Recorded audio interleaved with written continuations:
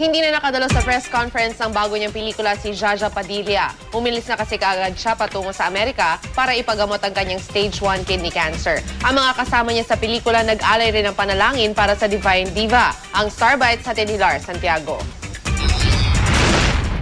Maraming salamat po. We give you glory, honor, and Pinangunahan ni Gary Valenciano ang panalangin para sa kaibigang si Jaja Padilla bago magsimula ang press conference ng pelikula nilang I Dubi-Dubi-Du. Dahil nasa Amerika si Jaja para ipagamot ang kanyang stage 1 cancer sa kidney, hindi na ito nakadalo sa press con. Tiwala sina Gary, Ogie Alcacid at Eugene Domingo na mapagtatagumpayan ni Jaja ang pagsubok na ito. High ang spirits niya. And she's always been a fighter, and she's been a prayerful woman. And I'm sure that she'll be back at the time that she said she will be, which is about a month from now. Naniniwala ako na masasurvive niya to at may maganda siyang message for all of us. Jaja is really loved by many. Alam namin, well, God is mightier than all these illnesses, no? And she will be healed and she'll be coming back. Ayon kay Gary, patuloy ang komunikasyon nila ni Jaja. Ang sinabi niya sa akin was she will not need any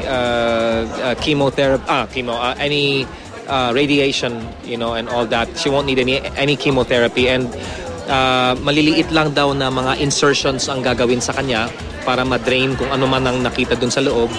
And then she will just have to rest, and then she can be back at work, you know, in about a month. Ang malapit na kaibigan ni Jaja na si Dr. Vicky Bello ang kasama ng Divine Diva nang magpasuri siya sa Amerika. Napaka-practical niya, napaka-brave. Ang sinabi lang niya, cancer. Stage 1. So what should we do? Right away. Take it out. Okay, how soon?